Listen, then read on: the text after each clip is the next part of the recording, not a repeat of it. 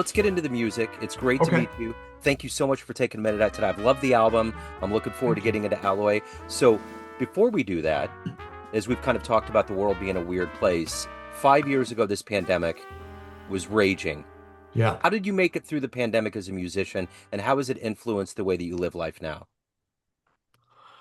Um, you know, when it first happened and everything was shut down in New York, I had I teach at the new school also, and I taught my ear training class in a small room with 20 young musicians on March 11th, and then went home and it was announced that everything was canceled. And so I feel really lucky. I never got COVID that day or any other. I've still never had it um, that I know of. But I went home and my first thought was, wow, this is great. Now I don't have to practice. I can just like kick back. A couple weeks off, this will be great. We'll all be going back. And then the news, and I realized, oh, this is not going to be a couple weeks. We're going to be here for a while. School came back into session on Zoom, remote. Yeah, I had never done this, but what I'm doing with you now that seems so normal to us was completely alien to me. I didn't know how Pro Tools worked. I didn't have a good microphone in the house. Um, and so it was when I realized this was a long-term endeavor was when my mindset changed and I started devoting every minute to the music and to keeping it going. I thought about closing down Greenleaf. We had a number of releases in the pipeline, and my first thought was, oh, what are we going to do? I guess we just put everything off. And I quickly realized, no, it's got to be the opposite. We have to be more active. We have to be more creative. We have to be more productive.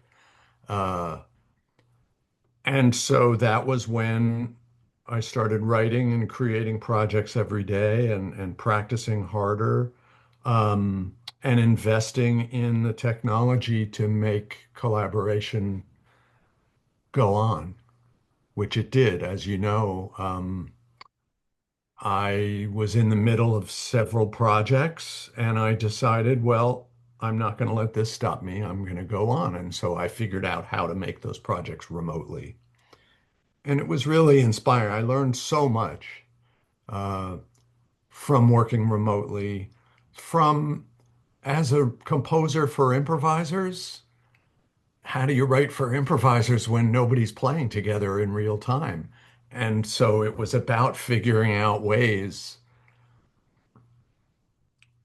to make it like we were playing in real time. One of the albums I made took about 9 months to make. Yeah, And yet you listen to the album and it feels like people are playing together all at the same time.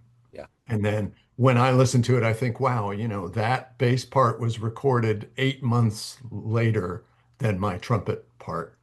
And yet we're still playing together. So, I mean, I think jazz and improvised music is particularly well suited to that. People first came at me going, you can't do that with jazz. And I was like, well, first of all, just the way my personality is, I was like, okay, watch me. But then I realized if life is going to throw you curveballs, you want to be hanging out with improvisers Yeah, because these are the people who come up with solutions. absolutely. And so Absolutely. uh, that affected my writing. I mean, everything affects our writing, our composing, and our concept of what the music should be. But that in particular was a deep re-examination of what the music meant and how to play it, Yeah. and a rededication to why we do it in the first place and how valuable it is to ourselves and to the world. So talk to me about Alloy. What was kind of the artistic vision, Mm. the players, just the whole architecture of it?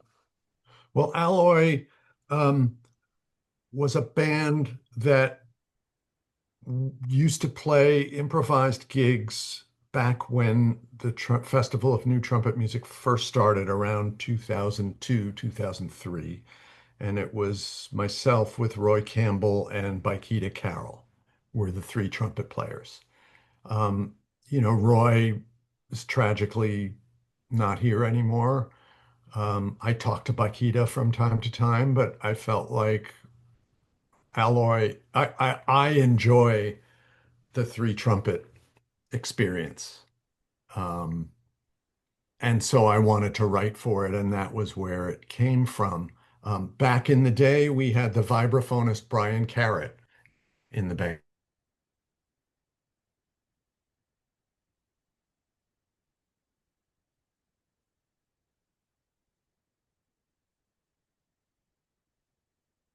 vibrating that I feel is sort of magic, the overtones of that.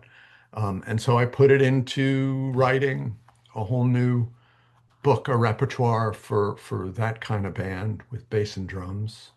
Um, and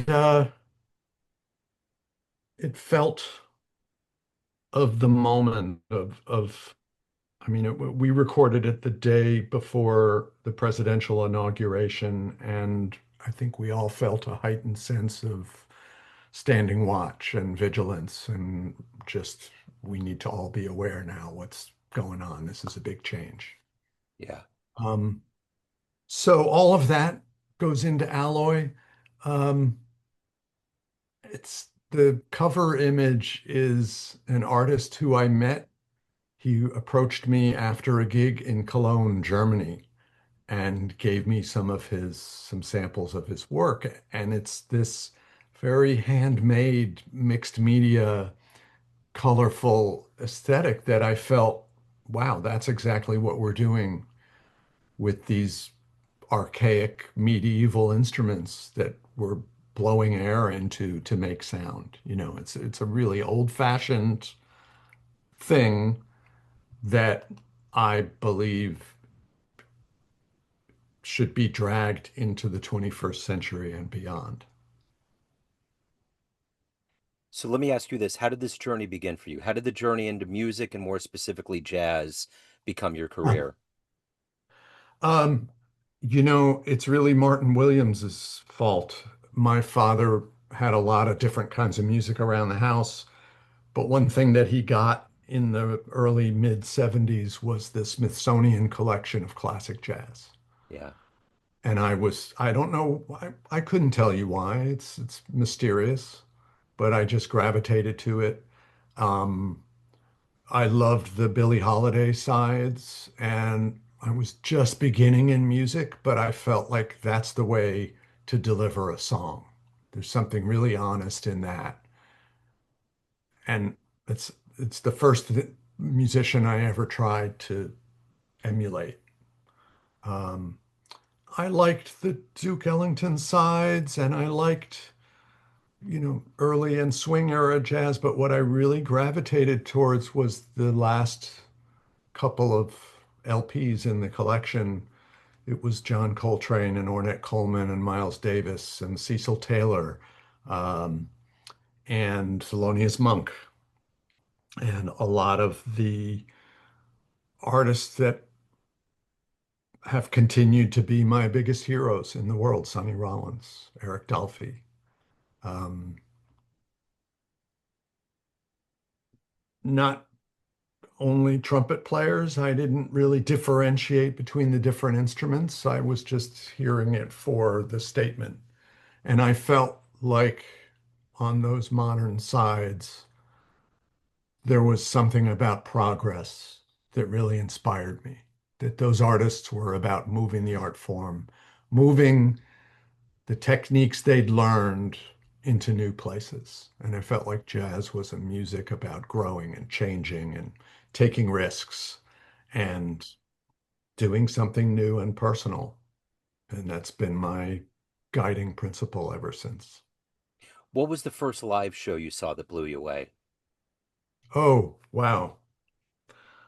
I mean, I don't think this is really the answer you're looking for, but when I was about 10, um, my dad took me to hear the school orchestra playing Beethoven.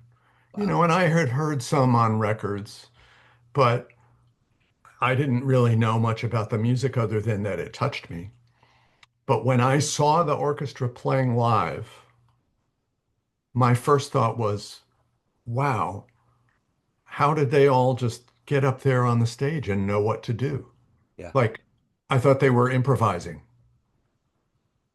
Like they just got up there and picked up those violins and just started making something up, and it was this heavenly, beautiful sound. Then I realized, oh, actually, they're all reading. It's written, and I was kind of disappointed. I was scandalized a little bit at first. And then I thought about it and I realized, you mean there's like one guy who sat there and thought all of that up and he told them what to do, and here they are hundreds of years later, still do that.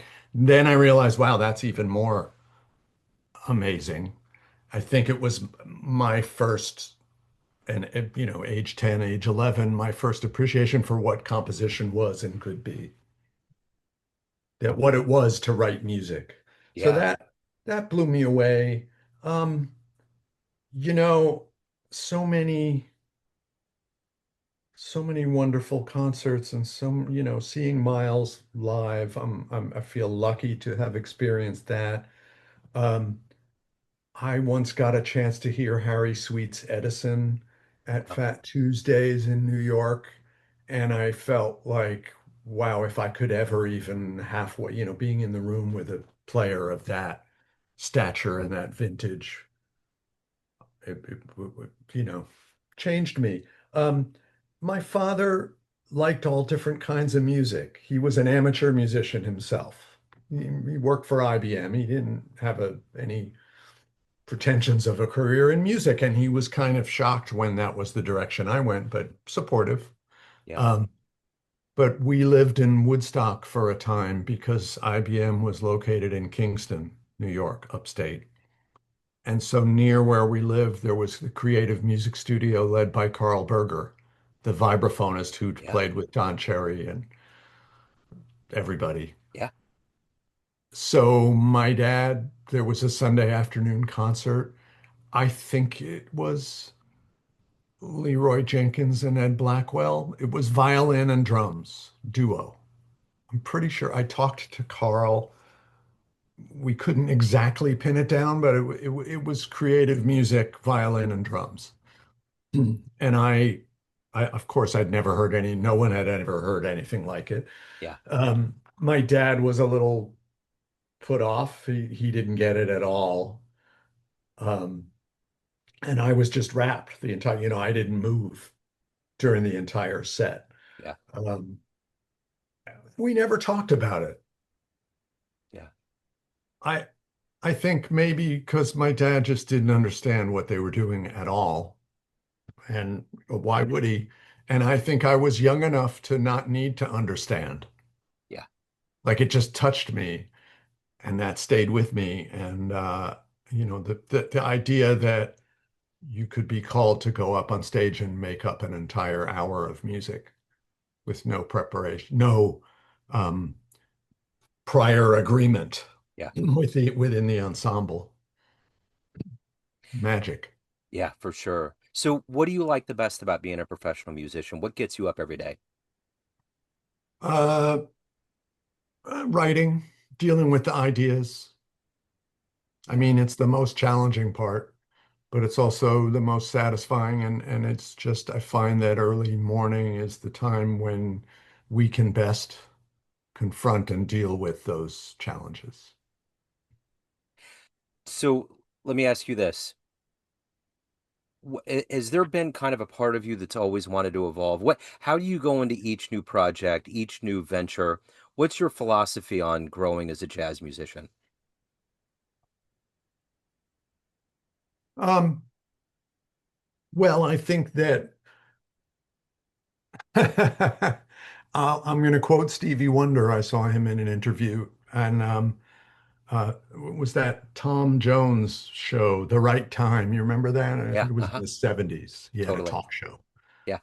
And he asked Stevie Wonder, how do you keep creating? And it's always different. And you write so many great love songs. And Stevie said he thinks for a second and he says, well, You have to get up every day and think of a new way to say, I love you. Yeah, And I feel like there's so much depth and profundity and truth in that. there is. So when you ask me, what is it that keeps me growing and changing? It's that instinct to get up every day and figure out a new way to say what needs to be said, figure out what it is that needs to be said, and then figure out how to say it. Um, as far as techniques, I, as a composer, try to make sure that when I'm writing, I'm not just staring at a blank page with no idea what to do.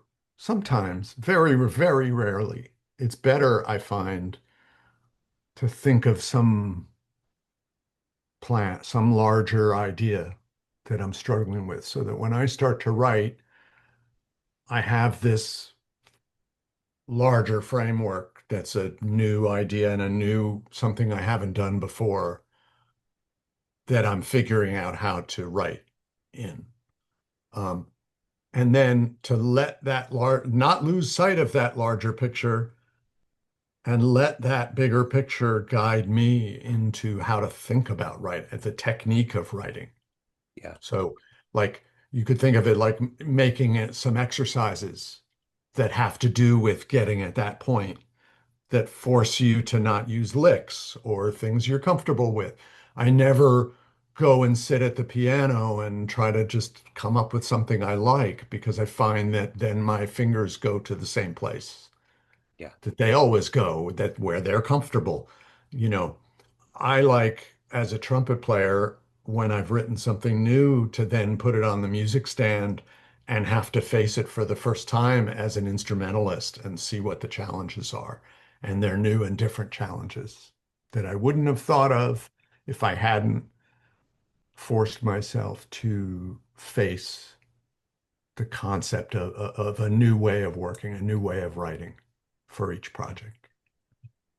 So at the end of the day, Dave, everyone has a perception of you: family, friends, fans, students, colleagues, bandmates, but you run the show. What's your perception of you? Who do you think you are? I guess that's what I'm trying to figure out. Uh, I mean, I'm writing a book. It's not going to be out for another few years, um, and it's about everything, the motivations, which are mysterious, but the experiences. There's a lot of funny stories, of course, that all musicians have. Um, who am I? Is that the question? It's everybody has this perception. You play a Uh, role in life, but ultimately you're the driving force behind the id. So like mhm. what is your perception of who you are and what you're projecting to the world? You know, I feel like you can only get up every day and do the work, and that's all there is. And the work is trying to make the world a better place Yeah. and trying to deal creatively with whatever gifts we've been given. Um, and that's the way to praise the being who got us here in the first place. Yeah. Totally agree. If anybody wants to pick up a copy of Alloy, catch you Yes. live, any other good business, previous work, where do they go? Well, Greenleaf Music has been my home now for 20 years. Yeah. I left RCA and started my own imprint. It's called Greenleaf Music, greenleafmusic.com. And there's a lot of online stuff. There's a subscription model where you can get everything from the label. But of course, all the recent releases, um, digital, streaming, CDs, in a lot of cases, LPs. I also do a podcast over there where I talk to musicians. And so I sit in your seat, Yeah. Joe, and Yeah. ask people how and why they do what they do.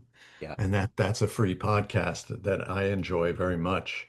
Um, Alloy will be in stores when there are stores. I mean, of course, Amazon is one of the bigger stores these days, Yeah. but we still distribute worldwide, and there are a lot of other artists over there too that people can pick out. Now, our gig, if you're in New York, and I'm not sure exactly when this will air, but we're playing September 5th and 6th at the Jazz Gallery. It's the opening nights of the Festival of New Trumpet Music. It's our 22nd season. We're giving our award of recognition to Olu Dara this year, which is a great celebration of a legendary cornetist that people hopefully have heard of. And Yeah. if not, come and check him out. Um, Lots of great stuff happening. I'm playing alloy with two fantastic younger trumpeters, Dave Adewumi, who I met in a class at Juilliard. I was giving a composition seminar and he came in with something that was so powerful and fully formed. I was like, okay, who's studying with who here? And then there's another trumpeter named Alexandra Ridout. She's from the UK, and I think I first saw her at the Royal Academy in London, but has been living in New York for a good number of years. Very original, very creative player, beautiful sound. And so it's the three of us with Sasha Berliner will be playing vibes, Oh, cool. Kate Pass on bass, and a great drummer named Eliza Salem. Okay. Yeah. Those are So that's wonderful in New players. York, September 5th and 6th. Okay. And the website for Festival of New Trumpet Music is font, F-O-N-T, music.org. Okay. I will put all Font of these. music. I will put these in the show notes. Dave, thank you, Thank you. sir. I appreciate your Oh, time. thank you. Yeah. Hey Jazz fans, Joe Domino of Neon Jazz here. Proud to let you know about the triumphant return of the Kansas City Blues and Jazz Festival to Legends Field at the home of the KC Monarchs with a stellar lineup. Grammy-winning Stanley Clarke, Carl Denson's Tiny Universe, jazz master Bill Frisell, and KC luminaries Jackie Myers and Brody Buster. Tickets and more for this electrifying two-day event is found at monarchsbaseball.com, then click on special events. This October 3rd and 4th, join us as we bring magic and music back to Kansas City.